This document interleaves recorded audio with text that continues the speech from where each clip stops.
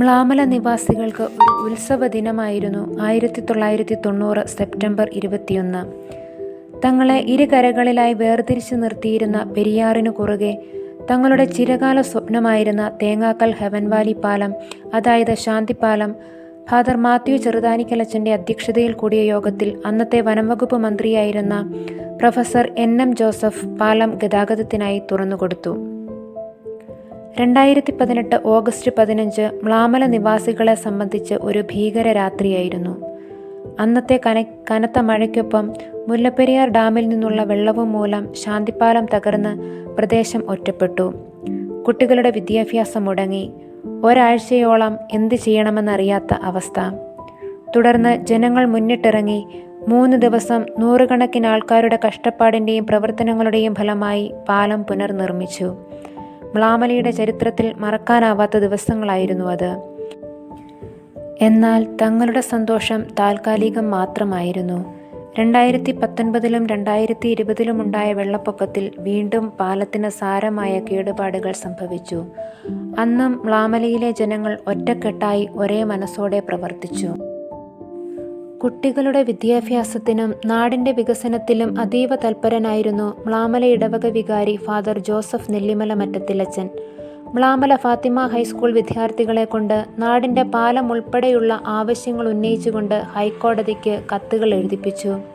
അതേ തുടർന്ന് 2019 നവംബർ 29 ജില്ലാ ലീഗൽ സർവീസ് അതോറിറ്റി ജഡ്ജ് ബഹുമാനപ്പെട്ട KT നിസാർ അഹമ്മദ് സർ, ഇടുക്കി ജില്ലാ ലീഗൽ സർവീസ് അതോറിറ്റി ജഡ്ജ് ബഹുമാനപ്പെട്ട ദിനേശൻ പിള്ള സർ എന്നിവർ മ്ലാമല സന്ദർശിക്കുകയും മ്ലാമല നിവാസികളുടെ വികാരം മനസ്സിലാക്കി സമുചിതമായി തീരുമാനമെടുത്ത് പുതിയ പാലം പണിയുന്നതിന് നിർദ്ദേശിക്കുകയും ചെയ്തു. മ്ലാമലയുടെ ചരിത്രത്താളുകളിൽ തങ്കലിപികളാൽ എഴുതി ചേർക്കപ്പെട്ട ഒന്നായിരുന്നു അന്നത്തെ അദാലത്ത്. ജോമിയ തോമസ്, PA അനുമോൾ, ഡിയോൺ ചാക്കോ, VA വാണിദാസ്, അഹ്സാന മെഹറിൻ എന്നിവരാണ് സ്കൂളിനെ പ്രതിനിധീകരിച്ച് കത്തെഴുതിയ വിദ്യാർത്ഥികൾ. 2020 സെപ്റ്റംബറിൽ മണ്ണിൻ്റെ ഉറപ്പും ഘടനയും പരിശോധിക്കുകയും 2021 പുനർനിർമ്മാണം ആരംഭിക്കുകയും ചെയ്തു.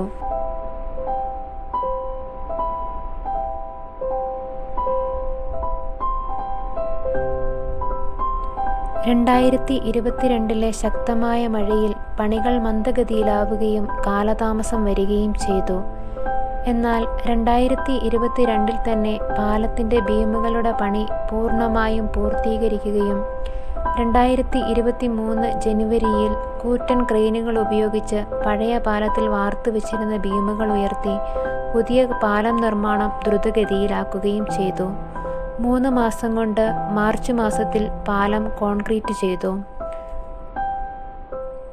അപ്രോച്ച് റോഡിൻ്റെ പണികളും 2024 ജനുവരിയോടെ പൂർത്തീകരിച്ചു. 2023 ജൂൺ മാസത്തിൽ പഴയ ശാന്തിപ്പാലം പൂർണ്ണമായും നീക്കം ചെയ്യുകയും ചെയ്തു. 6.5 കോടി രൂപയായിരുന്നു പാലത്തിൻ്റെ എസ്റ്റിമേറ്റ്. 9 മീറ്റർ ഉയരത്തിലും 11 മീറ്റർ വീതിയിലും 80 മീറ്റർ നീളത്തിലും അതിമനോഹരമായി പാലം പണിത് പൂർത്തീകരിച്ചത് അടിമാലി ആസ്ഥാനമാക്കി പ്രവർത്തിക്കുന്ന അലിയാർ കൺസ്ട്രക്ഷനാണ്. പൊതുമരാമത്ത് വകുപ്പ് എഞ്ചിനീയർമാരുടെ മികച്ച സാങ്കേതിക നിർദ്ദേശങ്ങൾ പണികൾ മികവുള്ളതാക്കി. ശാന്തിപ്പാലത്തിനാവശ്യമായ സ്ഥലം സൗജന്യമായി ദാനം ചെയ്തത് ഗോപാലൻ നീലിയാനിക്കുന്നേൽ, വർക്കിച്ചൻ അറയ്ക്കൽ എന്നിവരാണ്.